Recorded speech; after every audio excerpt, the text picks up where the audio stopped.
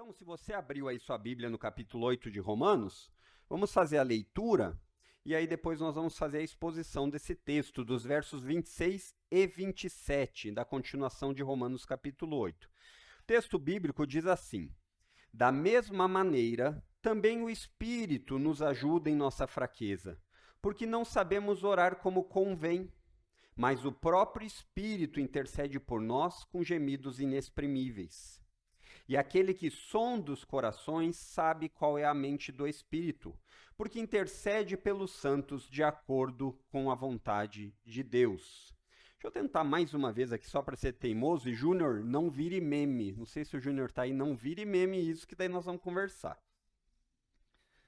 Quem lê, quem escuta que entenda, né? A Bíblia às vezes fala isso, né? Quem lê que entenda. Deixa eu tentar colocar aqui só para você poder ter o título do sermão aí. Pronto, deu certo. Então, o título do sermão aí diz a ajuda do Espírito no tempo presente. Então, deixa eu dar uma breve recapitulada aqui, porque talvez você não tenha vindo acompanhando a exposição de Romanos. Nós temos no culto de ceia, que é o terceiro domingo de cada mês, feito a exposição de Romanos capítulo 8. Ou melhor, de Romanos todo ele. E faz algumas semanas que nós estamos no capítulo 8. E o capítulo 8, ele começa e termina com duas expressões muito interessantes. Ele começa dizendo duas informações. Ele começa com uma informação e termina com outra. Ele começa dizendo assim: nenhuma condenação há. E ele termina dizendo: nenhuma separação há. Então, aqueles que estão em Jesus Cristo, eles desfrutam do benefício dessa nova aliança. Eles desfrutam dessa certeza de que não existe mais condenação e de que lá no fim não existirá nenhuma separação. Então, Paulo aqui, ele começa a falar a respeito disso no capítulo 8, de que não existe condenação. Ele enfatiza isso dizendo que todos que estão unidos a Cristo por fé, eles não têm mais uma condenação diante de Deus ativa. A condenação não é mais para os crentes. E ele depois passa a falar disso, dos versos 5 até o 17, a respeito das características dessa vida que não está mais condenada, de uma vida cristã que é vivida no poder do Espírito. Se você olhar sua Bíblia, talvez você vai ver aí no comecinho do capítulo dizendo a vida no Espírito. Isso não é um subtítulo inspirado, mas é uma descrição daquilo que vai ser dito, né? Que o tradutor colocou. Então, Paulo ele vai passar um bom tempo falando de características na vida dos cristãos, ou melhor dizendo, de progresso na vida cristã, que não servem mais ao propósito de pecar, um propósito de viver segundo a carne, é o que Paulo fala, mas que tem um progresso de uma vida que procura viver uma vida de santidade. Então eles não servem mais ao pecado, mas eles continuam servindo ao seu Senhor. E essa vida, esse progresso, ele vai abordar isso até o verso 17, e ele vai dizer várias autoanálises que nós deveríamos fazer, e que já abordamos isso. E hoje nós temos como parte do tema aqui dos versos 26 e 27, uma ampliação do que ele falou na minha pregação anterior, dos versos 18 a 25, da maneira que devemos viver nesse tempo presente. Paulo enfatizou aqui, nesses versos anteriores, a realidade de uma glória que vai ser revelada, ou seja, uma realidade futura que ainda não é presente. Por isso que ele usou o termo a ser revelada. E ele diz que esses aspectos do que está por vir que não foram revelados ainda, existem dentro desses aspectos a ressurreição vindoura, que os crentes ressuscitarão, e também na era vindoura existirá uma vida que está longe do sofrimento e da fraqueza de hoje. No sofrimento da morte e da fraqueza, que fazem parte daquilo que Paulo chamou de gemidos, que a criação tem, aquilo que Deus criou geme por conta do pecado, mas também os crentes ainda gemem. E agora os versos 26 e 27 vão demonstrar aqui, como continuação, de que nessa era presente, que é marcada por esse tempo de sofrimento, de morte, nós não somos abandonados. que o Espírito Santo nos ajuda nesse estado de fraqueza. E ele fala que essa ajuda, ela está conectada com as orações que nós fazemos, para que a vontade de Deus sempre seja cumprida em nós. Então, o meu objetivo aqui essa manhã, por meio da exposição desse texto bíblico, é que você possa ter a consciência, entender isso, e ter a convicção, não só crer com a mente, mas ter essa confiança no coração, de que o Espírito que habita em todo crente, ele não vai lhe abandonar no presente. Então, em primeiro lugar, nós vemos aqui no verso 26, o auxílio na fraqueza. Em primeiro lugar, o auxílio na fraqueza. Olha aí comigo o verso 26, diz assim: da mesma maneira, também o Espírito nos ajuda em nossa fraqueza, porque não sabemos orar como convém, mas o próprio Espírito intercede por nós com gemidos inexprimíveis. Então, esse versículo, irmãos, como quase sempre na Bíblia, ele deve ser entendido à luz de seu contexto anterior. Então, aqui Paulo está dando uma explicação melhor do que ele vinha falando. E nós sabemos disso por conta dessa primeira palavrinha aí que aparece no verso 26. Ou essa primeira sentença, essa expressão aí, da mesma maneira. Da mesma maneira que o quê? Do que o Paulo acabou de dizer. Paulo acabou de dizer que a maneira como o crente deve viver no presente, vocês lembram que a gente fez uma brincadeira aqui, usou uma palavrinha para dizer os 3 pontos da pregação? Quem lembrar ganha um livro do pastor Fernando quando ele voltar. Ninguém, né? Então nós usamos a palavrinha ali ver. Ver. Por quê? Porque a ideia é que nós devemos viver no tempo presente à luz da eternidade. Primeiro ponto. O segundo, que era a letrinha E, dizia, o texto dos versos 17 a 25, que nós devemos entender que o mundo está quebrado. Que nós devemos entender que o mundo não é tudo o que há. E por fim, a letrinha R era para nós relembrarmos o que nos aguarda. Para que relembrando isso, esse tempo presente, por pior que seja, com sofrimentos, dor, angústia, medo, ele é incapaz de ser comparado com o que está garantido que vai vir.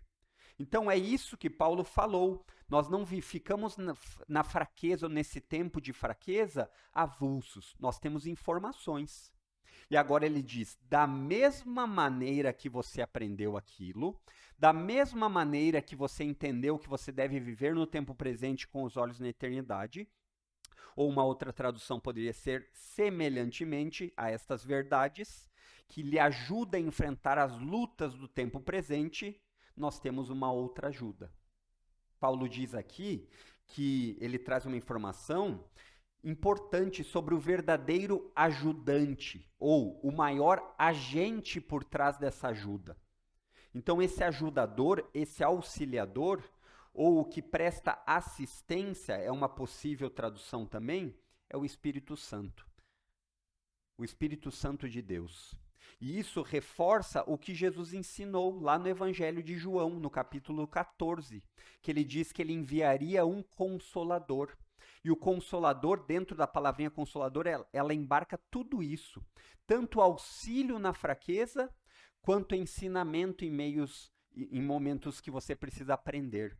Então, esse semelhantemente, ele marca a ideia que Paulo agora vai introduzir. E ele diz assim, da mesma maneira, também. E esse também introduz o auxílio, essa assistência que o Espírito Santo dá aos filhos de Deus. E você já deve ter escutado, mas apenas para relembrar, filhos de Deus no contexto bíblico não são todas as pessoas do mundo. São aqueles que depositaram a fé em Jesus e por causa de Jesus eles são unidos à família de Deus. Então, quando Paulo fala aqui do Espírito Santo nos filhos de Deus, não são em todas as pessoas do mundo. São naqueles que creem em Cristo. Então, ele diz assim que também o Espírito nos ajuda na fraqueza. Enquanto nós estamos nesse mundo, enquanto nós passamos por esses momentos difíceis, enquanto nós, como a criação, ainda gememos, esperando o dia que vai vir a glória a ser revelada, você não fica sozinho, você não está desamparado. E note aqui que o apóstolo Paulo fala, ele nos ajuda em nossa fraqueza. Por quê que é importante notar isso? Paulo fala no singular. Você percebeu? Ele não fala nas nossas fraquezas, naquelas coisas que o pecado traz para nós. Não, porque Paulo não está falando de um aspecto específico das fraquezas, mas ele está falando num período de tempo que nós vivemos que é marcado pelo pecado. E esse período marcado pelo pecado, que tem efeitos na criação, versos 22 e 23 do capítulo 8, mas que também chegam nos crentes. Eles também chegam, esses efeitos devastadores do pecado, eles também continuam perturbando os crentes. Por isso nós também gememos. Esse é um tempo de um mundo quebrado. De um mundo que, apesar de ter belezas e nós olharmos tantas coisas e dizermos assim, uau. Esses dias eu conversava até com o irmão Marco, nós falávamos a respeito. Você já parou para pensar a quantidade de sabor que você sente nas coisas? Tudo podia ter gosto de jiló. Né? Eu não como jiló, então não sei. Sei que o nome não parece muito bom. Ou tudo poderia ter só um cheiro ruim, mas você tem também no olfato vários... Você percebeu isso?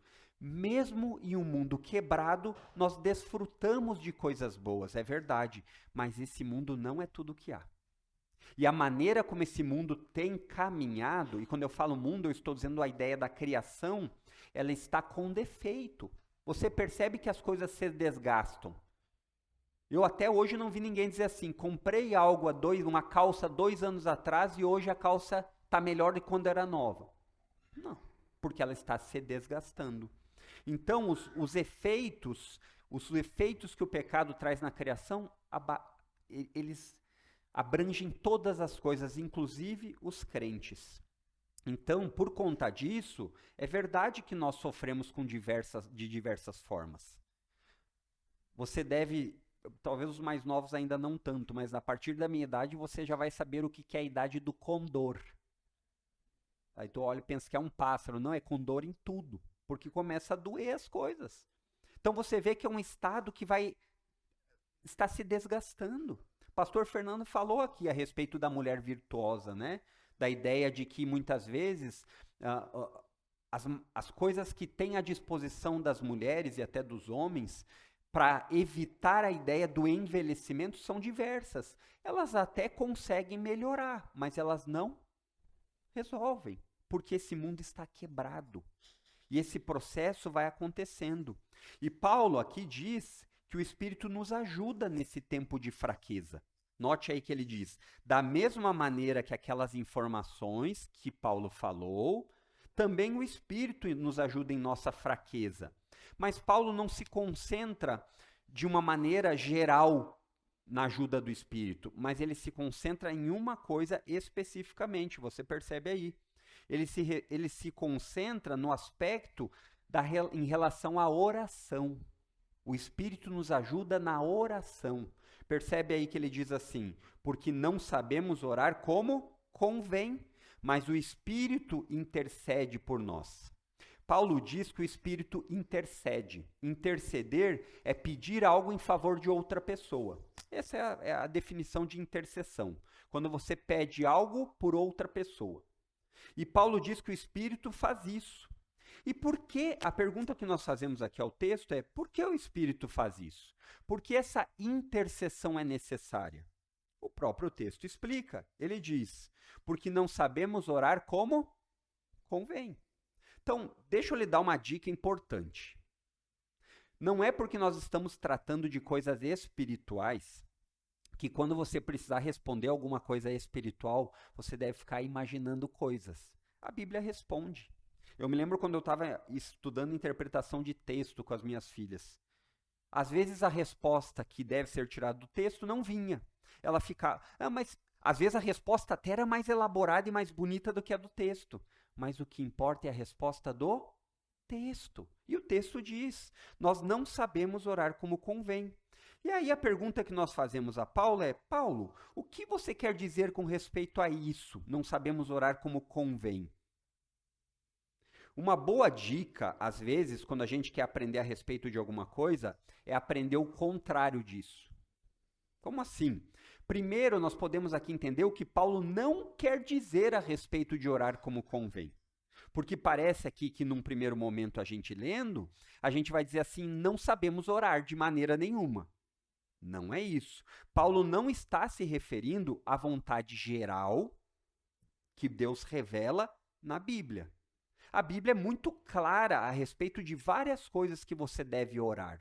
A Bíblia é muito clara sobre o papel da oração, sobre a frequência da oração. Muitas vezes aqui na igreja você já deve ter escutado: se você está com dificuldade de orar, ore os salmos.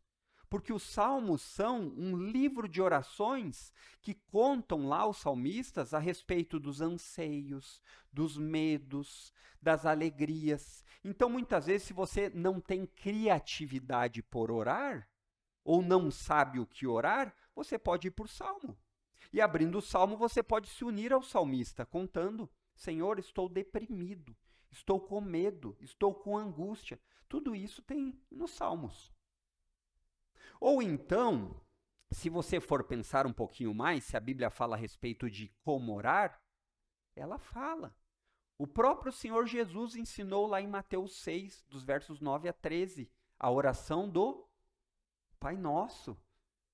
E indiferente do que possa se pensar que a oração do Pai Nosso é uma repetição quase que de um mantra, Pai Nosso, estás no céu, não é essa a ideia. Lá Jesus ensinou o que orar. Então, aquele conteúdo da oração não é para ser uma mera repetição, mas a maneira que você deve aprender a orar. E lá você vê que na oração tem 6 petições, 6 pedidos. Os 3 primeiros pedidos da oração do Pai Nosso dizem respeito a Deus. Santificado o teu nome, venha o teu reino e seja feita a tua vontade. Depois, os últimos 3 pedidos dizem respeito a nós. Nos dá o pão nosso de cada dia, perdoa as nossas ofensas assim como nós perdoamos, e não nos deixe entrar em tentação e livre do mal. Parece que tem mais, mas é que a sentença é a mesma. Então, existe muita informação aí sobre o que devemos orar, não existe? Então, isso é inquestionável. Mas Paulo está dizendo que em nossa fraqueza, nesse mundo quebrado que inclui o nosso tempo presente aqui, existem várias circunstâncias que nós não sabemos o que pedir a Deus. Nós não sabemos nem como pedir a Deus. Aqui a tradução poderia ser: não sabemos o que é mais apropriado para determinadas situações. Todo crente sincero já deve ter experimentado isso que eu estou falando. De muitas vezes não saber como eu devo me chegar diante de ti para falar a respeito de tal coisa? Como deve ser meu coração? Como deve estar à disposição do meu coração? O que te agrada de fato em relação a essa circunstância? Então, nós vemos aqui que quando Paulo fala isso, existe um problema no como pedir, como nos achegar a Deus, mas também existe um problema no que vai ser pedido. Por exemplo, deixa eu dar alguns exemplos para você entender melhor. A gente apoia alguns missionários. A igreja sabe disso. Aqueles que talvez não sejam membros, talvez não saibam. Mas existem missionários que nós apoiamos não só em oração, mas também financeiramente. Mas em oração, existem alguns missionários que estão em uma zona perigosa. É aquilo que nós chamamos em zona de guerra civil. Moçambique, há pouco tempo, teve eleições. E lá, pelo que a gente sabe, as eleições, ao que tudo indica, o povo não aceitou o resultado porque disseram que tinha sido fraudado. Então, existe um perigo de guerra civil muito grande lá, o povo com o governo, e a gente sabe que isso é terrível. E normalmente, sabe quem são os primeiros a serem perseguidos? Crentes, cristãos. E lá nós temos 2 irmãos queridos nossos que nós ajudamos, chamados Paulo e Jordana, que eles estão lá. Então, como deve ser nossa oração em relação a um momento desse? Deus, tira eles de lá e os traz em segurança, porque Porque é perigoso lá. Eles têm um filho pequenininho, está vindo outro. É um motivo lícito, não é? Mas será que essa é a vontade de Deus? Será que nós não deveríamos orar assim? Deus, ajuda eles a perseverarem apesar do perigo. E que, se for da tua vontade, que eles se tornem mártires para a tua glória. Mesmo num perigo de morte iminente. Eu não sei como orar numa situação dessa. Porque as duas orações não são erradas, mas é uma circunstância que me faz ter dificuldade. Ou então, nós oramos com frequência pela cura de irmãos na igreja, não oramos? E momentos de cura são momentos difíceis. É normal que nós oremos em primeiro lugar pela cura. Isso é normal, não está errado. Deus cura fulano, cura ciclano. Mas será que a vontade secreta de Deus não é usar essa doença para que a pessoa possa ter um testemunho de vida que impacte milhares e milhares de pessoas, ou dezenas de pessoas, ou uma só, ao invés da cura? Nós não sabemos. Existem situações diárias na nossa vida. Às vezes isso acontece pelo nosso trabalho. Existem circunstâncias que nós queremos trabalhar em uma área e nós não sabemos muito bem se isso vai ou não ser bênção. Nós temos exemplos agora, para você não achar que eu estou inventando da minha cabeça, do próprio apóstolo Paulo. Na segunda carta de Paulo aos Coríntios, não precisa abrir, no capítulo 12, dos versos 7 a 10, Paulo fala a respeito da oração que ele fez para que Deus tirasse um espinho da carne dele. Lembram? A maioria dos irmãos deve estar familiarizado. E lá o texto diz que Paulo orou 1, 2, 3 vezes para que Deus removesse esse espinho. Nós não sabemos se esse espinho na carne era uma enfermidade física, com exatidão, ou algum tipo de enfermidade espiritual. Não sabemos. Parece que lá o problema com os falsos mestres poderia trazer essa conotação mais espiritual, mas não sabemos. O fato é que Deus não tirou o espinho da carne de Paulo. Paulo orou, mas porque Paulo orou de uma forma que não era aquilo que Deus tinha planejado, o que aconteceu? A vontade de Deus prevaleceu.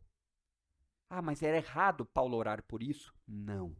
Mas a ideia aqui que o texto nos diz é que nesse estado de fraqueza, muitas vezes nós não sabemos orar como convém. Nós não sabemos orar como Deus será mais glorificado em nossas vidas. E a conclusão do apóstolo Paulo foi em confiar em Deus. Quer ver mais um texto? Abra agora sim, abra em Filipenses capítulo 1, verso 20 aí.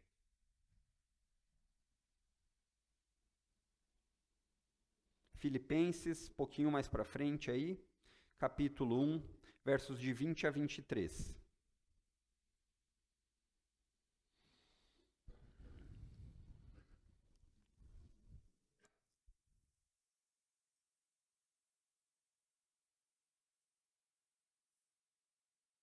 Então o texto diz assim: o ideal sempre é ler um texto na maior porção possível para você entender todo o contexto. Mas aqui dá para ter uma boa ideia do que o apóstolo Paulo está falando e eu vou lhe explicar. No verso 20, Paulo começa a falar a respeito da sua vida em relação ao que ele espera dela. Para Paulo, viver é Cristo e morrer é lucro. Para Paulo, se ele não viver para falar do seu Senhor, é melhor não viver. Então ele diz assim: minha ardente expectativa e esperança é que em nada serei envergonhado. Percebe como faz um certo coro com o finalzinho do verso 25 que a gente viu na pregação passada? Ardente expectativa, a ideia de algo que vai acontecer. Paulo fala a respeito disso. É que em nada serei envergonhado, mas que com toda ousadia, como sempre, também agora Cristo será engrandecido no meu corpo. Quer pela vida, quer pela morte. Porque para mim o viver é Cristo e o morrer é lucro. Entretanto, se eu continuar vivendo, poderei ainda fazer algum trabalho frutífero. Assim, não sei o que devo escolher. ele está em dúvida na oração. Ele não sabe direito o que escolher. As duas coisas são lícitas. Estou cercado pelos dois lados, tendo o desejo de partir e estar com Cristo, o que é incomparavelmente melhor, a glória a ser revelada. Mas por causa de vocês, é mais necessário que eu continue a viver. Então, você percebe aqui que o apóstolo Paulo está falando, o contexto é o seguinte: ele está preso em Roma, prestes a ser decapitado debaixo do governo de Nero, o imperador Nero. Ele sabe que a glória que está por vir é melhor, mas ele sabe que ele estando presente ainda existe auxílio para a igreja que precisa. E aí ele tem dúvida, o que eu devo escolher para orar? Deus, me leva de uma vez? Ou Deus, me ajuda a ajudar os irmãos? Às vezes, nós simplesmente não sabemos o que fazer e nem como pedir. Não conhecemos os propósitos ocultos, os propósitos profundos na perspectiva de Deus. Nós não somos deuses, pequenos deuses. Existem seitas que falam isso, que você vai se tornar o Deus um dia. A Bíblia não fala isso.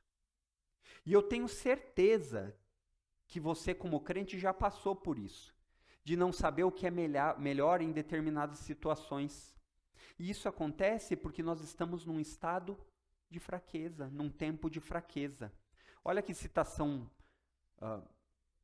relevante de João Calvino aqui a respeito da oração, a respeito desse texto. Ele diz assim: muitas vezes nós somos como cegos quando oramos a Deus, pois ao sentir nossos problemas, ficamos confusos.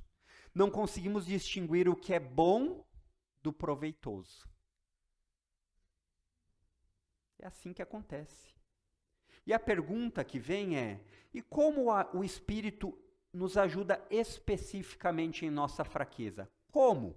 De novo, a melhor forma de nós aprendermos às vezes é entender o que ele não faz. Então, o Espírito não ajuda dando conhecimento total da situação. Então, o Espírito vai me revelar o que eu preciso fazer. Não, isso não é bíblico. Isso é o mais próximo de algum tipo de cartomancia evangélica, que tem bastante. O pastor vai me revelar o que eu... A não ser que ele vá abrir a Bíblia e lhe revelar no texto bíblico, corra disso. Então ele nem ajuda lhe dando todo o entendimento da situação, e nem tornando a oração mais fácil. Se você foi como eu ao estudar esse texto, que murchou quando escutou isso, porque quantas vezes isso não seria bom? Quantas vezes tem dia que a oração não flui, que você quer orar, mas não consegue, que falta concentração, você começa orando Pai, e aí você termina pensando nos e-mails, nos boletos. Falta concentração. Às vezes falta vontade, né? Você é a melhor pessoa, às vezes, não para começar, mas para terminar a oração, porque você diz o amém com uma rapidez. Amém. Isso acontece. Tem dias que a oração vai na marra. Você sabe que isso é importante e você faz. E eu não estou dizendo para deixar de fazer isso. O que eu estou dizendo é que o Espírito Santo, aqui no texto, ele não ajuda fazendo com que a oração seja muito mais fácil. Paulo diz que o Espírito intercede diante de Deus por nós. Como você e eu muitas vezes não sabemos o que é mais apropriado em várias situações, essa é a parte que diz respeito, que você deve sempre lembrar quando você faz uma oração, ou quando nós fazemos aqui. Senhor, faz tal coisa, mas seja feita a tua vontade. Essa é a ideia. De que nós pedimos a Deus como filhos, mas que nós queremos que Deus saiba que nós confiamos que a vontade dele é melhor. Então faça a tua vontade e não a minha. A oração do Pai Nosso ensina isso. Seja feita a tua vontade. Mas nos tempos que nós vivemos, a oração que tem sido ensinada nas igrejas é: Deus, eu determino, faça assim. Deus... Como se Deus estivesse, mais ou menos a ideia do gênio da lâmpada do Aladim. Já viu esse desenho? É ótimo. Deus é obrigado a lhe dar esses... Não é assim que acontece. Então, o Espírito intercede diante de Deus. Então nós poderíamos dizer aqui que o Espírito Santo intercede para quê? Volte aí para o texto de Romanos, se você não voltou. Romanos capítulo 8, verso 26. Intercede por nós com gemidos inexprimíveis. E aí no verso 27, ele vai dizer no finalzinho do verso, por que ele intercede? Ele intercede para que a vontade de Deus seja sempre o alvo de nossas orações. Então, como acontece aqui? Acontece aqui, nesse verso 26, aquilo que os teólogos falam muitas vezes de economia da Trindade. O que quer dizer isso? Nós sabemos que tanto o Pai, quanto o Filho, quanto o Espírito têm atributos divinos. A Bíblia fala de um Deus que subsiste em 3 pessoas. Isso é um mistério. Eu não vou lhe explicar todos os desdobramentos porque eu não consigo. Mas isso não quer dizer que é impossível. Talvez seja impossível porque nós não conseguimos alcançar. Então, na economia, os teólogos falam isso porque a Bíblia, ela mostra a atividade de cada pessoa da Trindade com clareza. Se eu perguntasse a vocês, qual das pessoas da Trindade morreu na cruz? O Filho, não foi o Pai, não foi o Espírito. Mas tudo isso acontece de tal forma ligado que a gente, quando faz esses tipos de colocações, economia da Trindade, nós não queremos separar as coisas, porque é um Deus. Mas nós queremos entender um pouco mais como cada coisa acontece.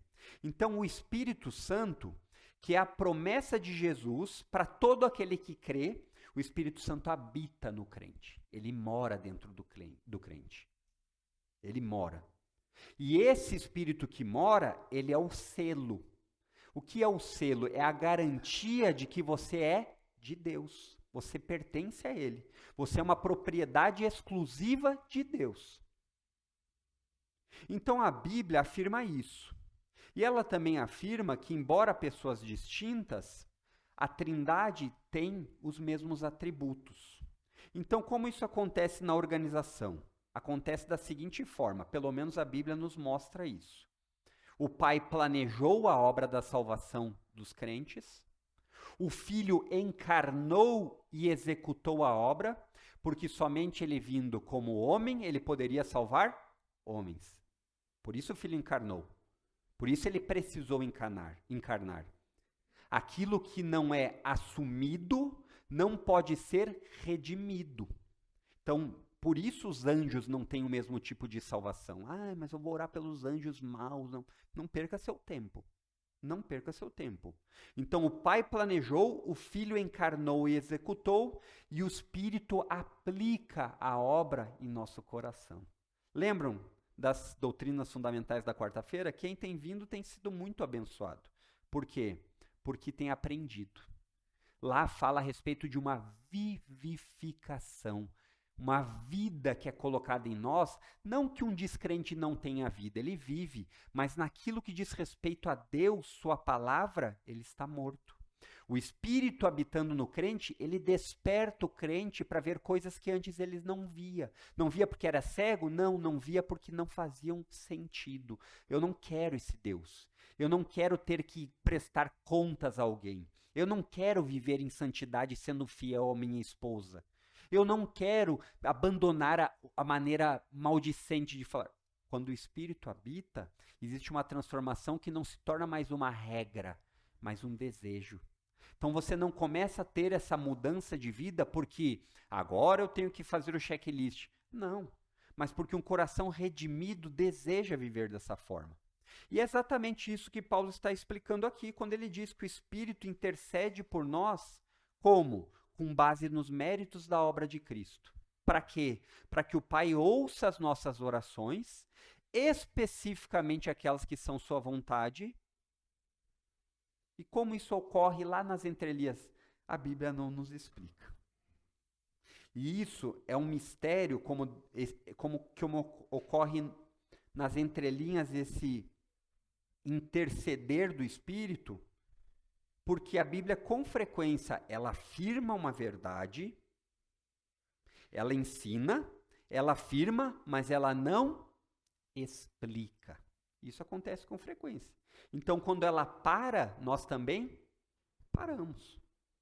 Nós também paramos. Por quê? Porque o que passar daqui pode ser coisas que eu posso falar aos irmãos e acertar, mas existe a maior parte de chance disso ser errado. Então, se você entendeu a palavra mistério e ficou arrepiado, dizendo, eu queria entender, veja o que ele continua dizendo, a maneira como o Espírito faz isso. Faz isso com gemidos inexprimíveis. Se estava difícil, ficou pior, né? Então, muitas vezes nós vamos chegar nos textos desse e a vontade que dá é pular. Por quê? Porque daí eu não preciso explicar. Mas a pregação expositiva sequencial, ela faz isso. Por isso essa é a maneira de pregar a Bíblia mais bíblica. Por quê? Porque você não foge de nada. Você não chega num texto desse e diz assim, vamos pular porque é difícil. Você não chega num texto de adultério e deixa de lado para que o irmão não seja confrontado. Não. Você nem escolhe o que é para chegar. Hoje eu vou pregar, aquele irmão vai ver caloteiro. Você não escolhe isso. A pregação expositiva protege a igreja. Existe muito debate a respeito do que quer dizer o gemido inexprimível, ou gemido que não dá para ser entendido. Existe muito debate desse texto. Os comentaristas que eu usei para ajudar na formulação dessa exposição não são unânimes, e eu creio que eu não vou resolver isso aqui hoje. Mas eu creio que dentro do próprio contexto do capítulo 8, e também do que Paulo já escreveu, nós conseguimos ter um entendimento confiável. Porém, deixa novamente eu fazer essa estratégia que eu tenho feito do que o texto não quer dizer com isso. Isso é mais claro ainda. Muitas pessoas, quando chegam nesse texto aqui e falam desses gemidos inexprimíveis, elas vão dizer que isso está relacionado ao dom de línguas. Que aqui é a prova de que existem o dom de línguas da maneira como elas querem imaginar. Mas o texto está longe de dizer isso. Primeiro lugar, queridos, em primeiro lugar, porque o dom de línguas é um dom para a edificação da igreja. É um dom para a edificação da igreja. Se não tiver, é o único dom que vem em par. Se não tiver interpretação, esse dom não vale nada. Então, aquele pessoal que gosta de falar em línguas e não interpreta, não tem interpretação, não vale nada. Em segundo lugar, e esse é o motivo principal, que essa passagem não está falando de dom. Ela está falando a respeito da presença do Espírito no crente, quebrantado diante de Deus, orando. E eu creio ser exatamente nesse sentido que o Espírito intercede com gemidos inexprimíveis. Porque o Espírito Santo atua em nós e ele desperta em nós desejos, anseios por santidade, por viver para a glória de Deus, por desejar ver Cristo voltando e nos livrando desse mundo urgente. Mas muitas vezes, como o texto nos ensinou, você não sabe ao certo como fazer isso nas circunstâncias cotidianas do dia a dia, não é verdade? E sofre por isso. Nós queremos honrar a Deus, mas muitas vezes nós não sabemos exatamente qual é a melhor maneira de pedir em determinadas circunstâncias. Talvez uma ilustração ajude aqui. A ideia disso é mais ou menos como a minha filha Bela. Não sei se vocês conhecem ela, né? Ela fez 2 aninhos, está no processo de aprender a falar. Ela, na cabecinha dela, ela acha que ela fala em vários idiomas já. Ela fala, só que a maior parte das coisas que ela fala são com gemidos inexprimíveis. Não se entende. Quem não entende? Às vezes o pai, mas a mãe sabe o que ela está pedindo. Às vezes ela chega para pedir mamar e não dá para entender, mas a mãe sabe que é mamar. Porque a mãe sabe o que ela quer e, mais importante ainda, o que ela precisa. É dessa forma que o Espírito faz esses gemidos inexprimíveis em nós.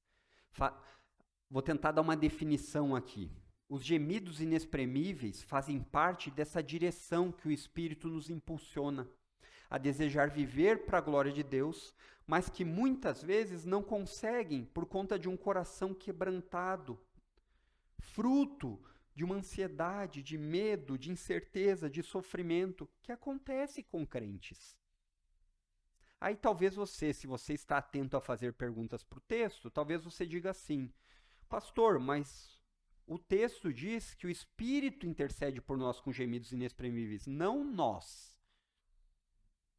O texto diz que os gemidos são do Espírito. Como isso acontece? Então deixa eu também aqui trazer alguns ensinamentos bíblicos a respeito para nós tentar fazer esse mistério ser mais inteligível. Uma vez que o Espírito habita no crente, existe aqui um aspecto de simultaneidade da forma do gemido. Aquilo que o Espírito pede, ele faz de tal forma que acaba se tornando o que nós pedimos. E o que nós pedimos é impulsionado por aquilo que ele age em nós. Fez sentido? Se não fez, eu vou lhe ajudar, porque eu também acho que não fez. Então vamos lá. Como que acontece essa combinação de gemidos? É o nosso gemido ou é o gemido do Espírito? Como o Espírito, gemendo, se torna o nosso gemido? Queridos, novamente aqui a gente precisa lembrar da interpretação bíblica. A Bíblia interpreta a Bíblia. Então, textos difíceis devem ser procurados ser interpretados por textos mais fáceis da Bíblia. Então, você não sai adivinhando, você procura na Bíblia. Então, de que forma? Paulo escreveu? Vamos ver se nós achamos algo que Paulo fala a esse respeito em outros escritos de Paulo. Ou melhor ainda, na própria carta de Paulo aos Romanos, entendeu? Então, eu creio que aqui vai ficar bem claro e mais fácil de você entender, e o primeiro texto está em Romanos 8 mesmo. Volte aí um pouquinho nos versos 15 e 16 da sua Bíblia. Olha o que ele diz aí.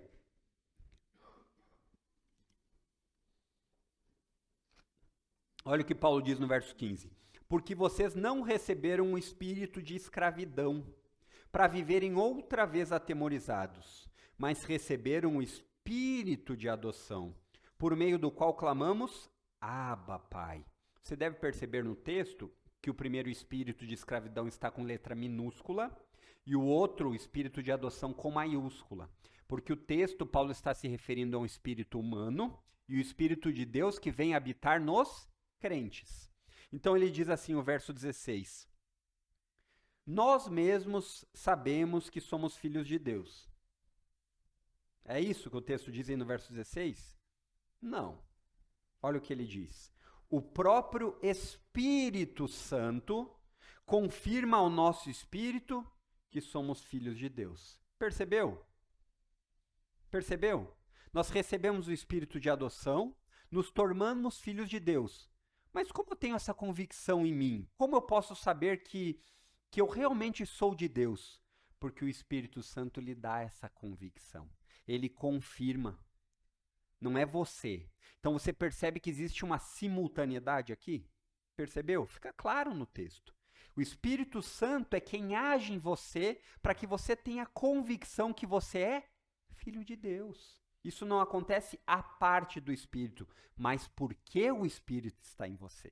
Sem o Espírito, você nunca teria essa convicção. As duas coisas andam juntas. Então vamos abrir outro texto aqui.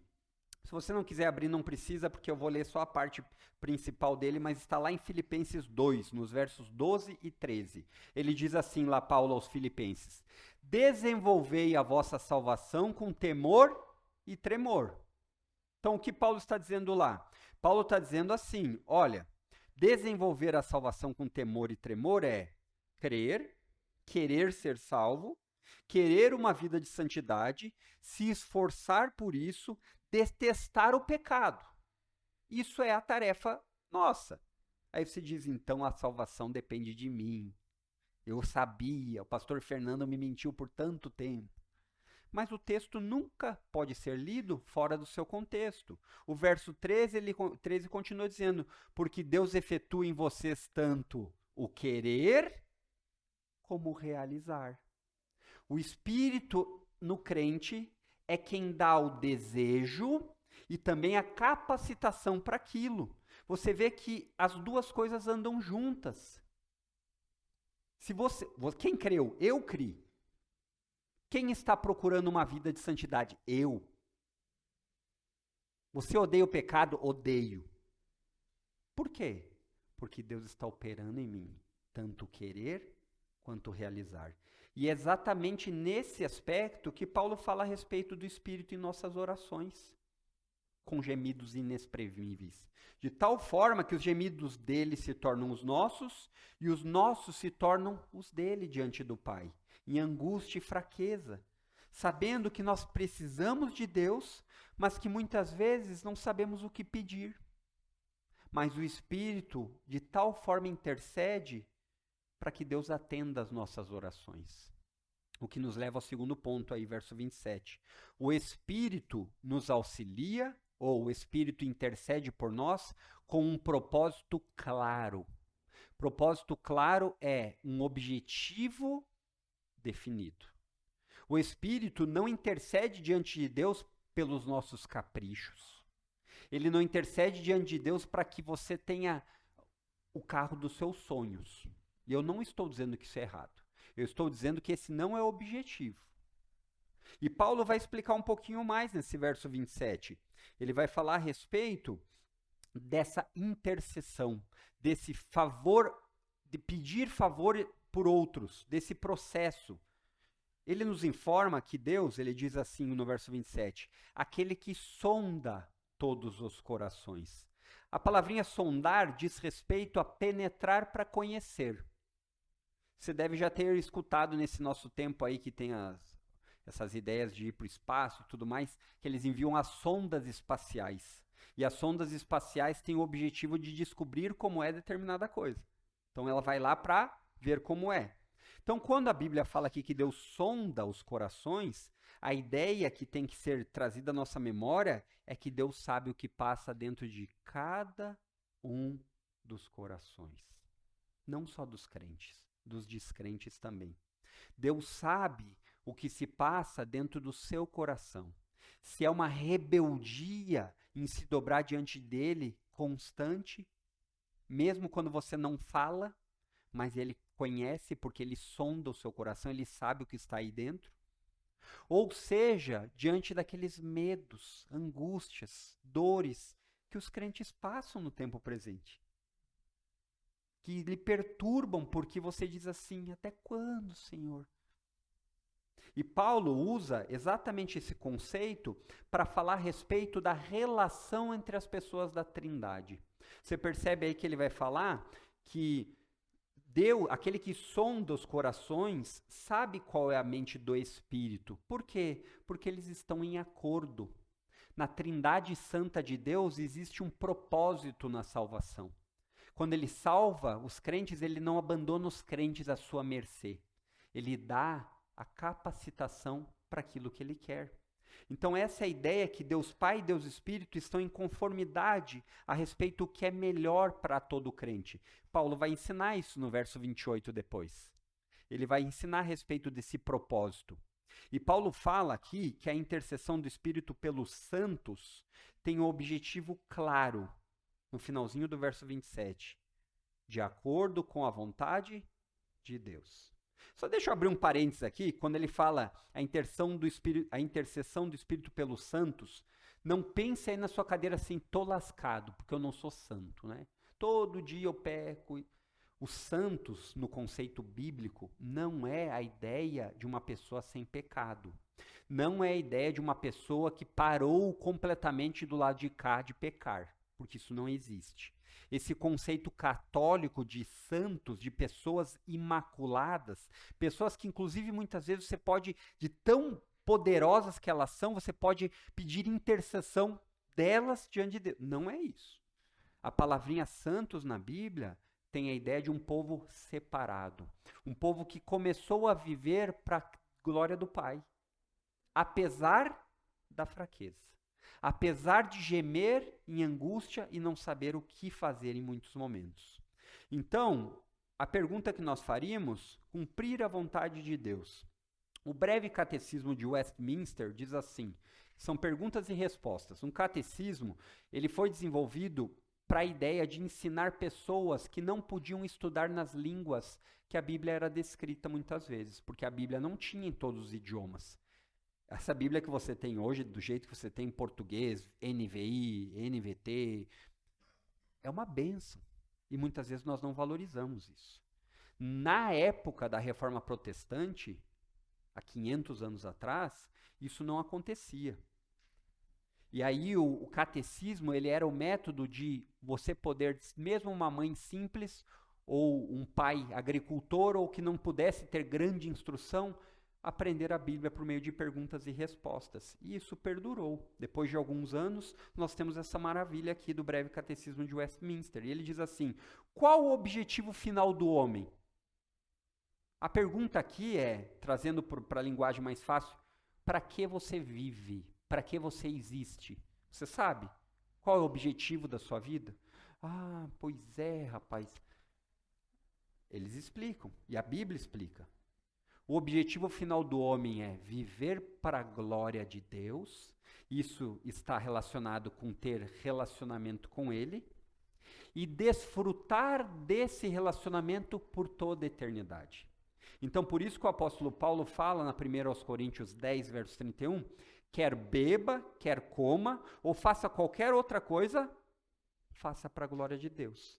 Isso diz respeito a uma cosmovisão de vida, enxergar a vida e todos os aspectos mais simples que sejam, trabalho, educação de filhos, casamento, como Deus é glorificado nisso? Como Deus é glorificado a respeito do desperdício de alimentos que nós fazemos? A lista é grande. Às vezes a gente se atém, né? Coisas pesadas, não vou matar ninguém. Não se trata disso. Se trata da vida por completo. E na maioria das vezes a nossa vida é 1 milhão de pequenos momentos comuns do que grandes momentos. Né? Nem todos nós seremos Steve Jobs inventando um iPhone. Né? Não seremos. Mas esse é o ponto. Qual é o fim, o objetivo final do homem? Viver para a sua glória e desfrutar dela eternamente. E muitas vezes isso não é possível. Por quê? Porque nós vivemos num tempo de fraqueza. Tropeçamos, caímos, e por isso o Espírito intercede, com um propósito claro. Então você vai perceber no verso 29, o propósito claro. Olha o que diz o verso 29 dessa mesma carta de Romanos 8. É só você seguir 2 versículos para frente. Pois aqueles que de antemão conheceu, ele também predestinou para serem conformes à imagem de seu Filho. Então, a vontade de Deus, de acordo com a vontade de Deus, é para que você dia a dia pareça mais com Cristo. Por isso que muitas vezes, em nossa fraqueza, nós não sabemos o que é melhor. Porque milhões de circunstâncias da sua vida você não saberá. Eu vim agora há poucos dias de viagem e vim de avião. E aí, o aeroporto de Passo Fundo tem muitas limitações, né? Os irmãos devem saber, né? Várias coisas fazem não pousar o avião. Aí eu vim intercedendo, né? Deixa nós pousar, Deus. Desce esse avião, para o vento, eu sei que o Senhor ajuda. Aí o avião, o bico do avião quase encostou. Eu olhei para minha esposa e disse, pousou! Parecia a comemoração do Galvão Bueno do Tetra, né? Pousou! O avião fez assim, levantou. Estamos indo agora a Florianópolis, depois veremos e tal. Embora o motivo simples e direto disso tenha sido a meteorologia, eu sei que existe muito mais envolvido. A paciência, que eu tive que ser tratado, porque depois disso nós ficamos mais de 15 horas até chegar. Tati sabe bem o que é isso, né? Então, a confiança, porque Deus sabe o que é melhor, então talvez a segurança estivesse afetada. E é nesse sentido que o apóstolo Paulo fala lá em Efésios 3:20. Aquele que é capaz de fazer infinitamente mais do que tudo que pedimos ou pensamos, de acordo com o seu poder que atua em nós. Por quê? Porque nós não sabemos o que é melhor, o que é mais proveitoso, e muitas vezes. E esse versículo, normalmente, ele é associado só à bênção, né? Você pede uma coisa e Deus dá uma coisa muito melhor. Não foi assim que eu me senti com o avião não pousando. Mas Deus sabe o que é infinitamente melhor. Então, a garantia de Deus nas Escrituras, por nossa vida, não é que você não vai ter problemas.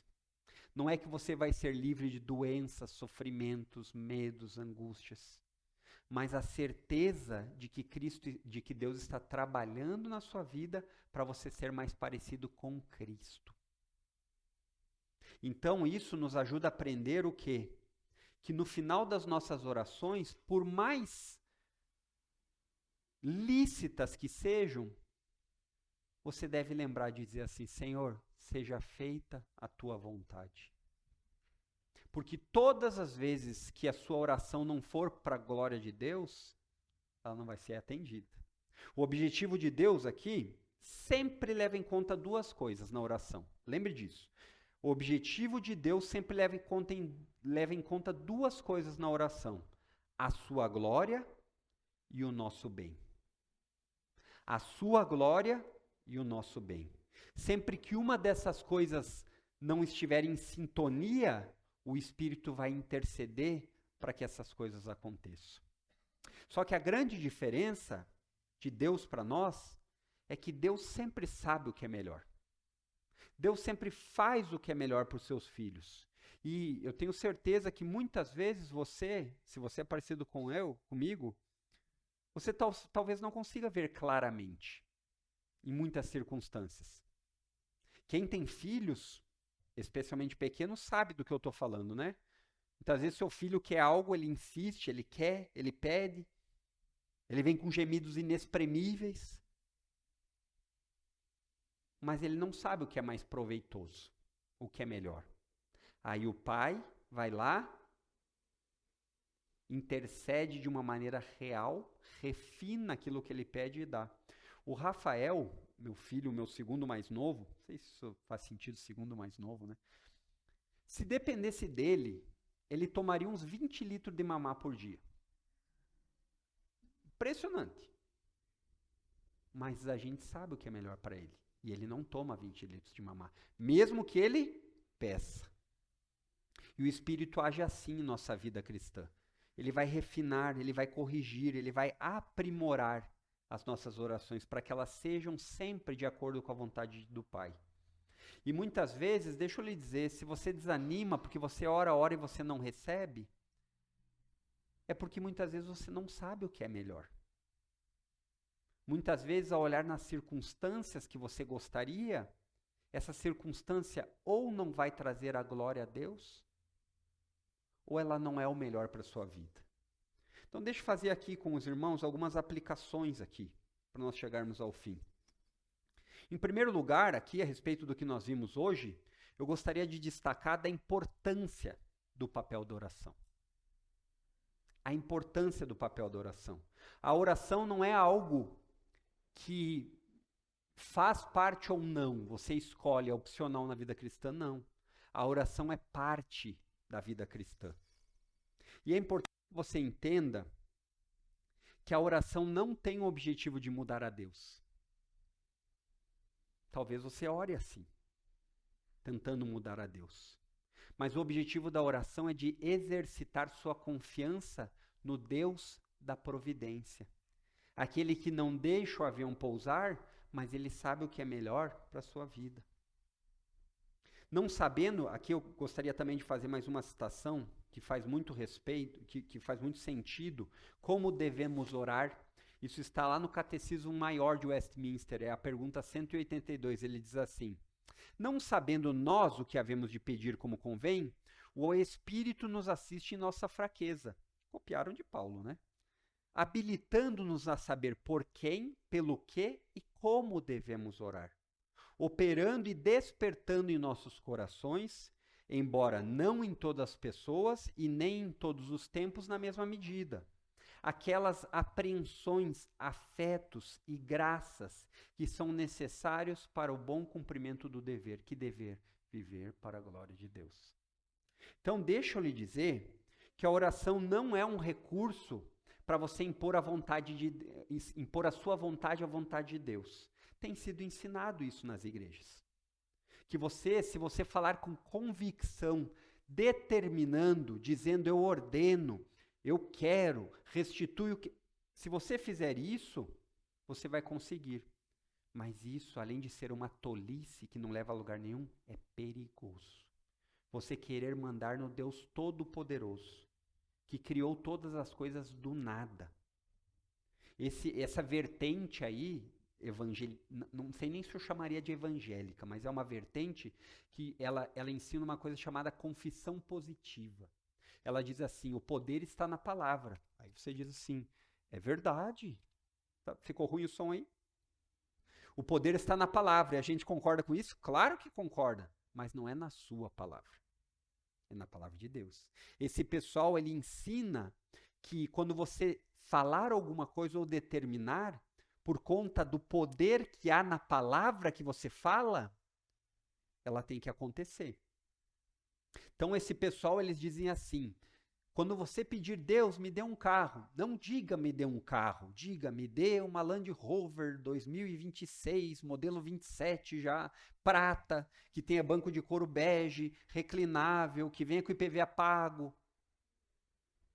Ou então, esse pessoal, ele diz assim, quando você for pedir por um cônjuge, seja claro, Deus me manda uma servidora pública de olhos azuis.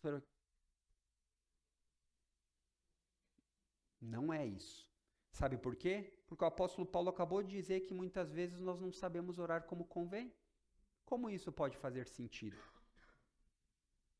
Mas a oração serve para que você e eu nos submetamos a Deus, dizendo como fez Jesus.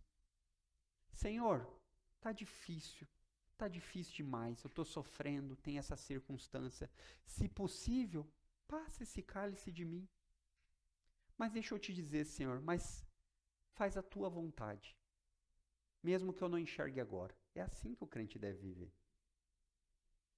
E deixa por fim aqui falar para vocês que fazer a vontade de Deus não implica em andarmos no escuro. Então, muitos crentes, eles têm a ideia de que descobrir a vontade de Deus é você pedir revelação.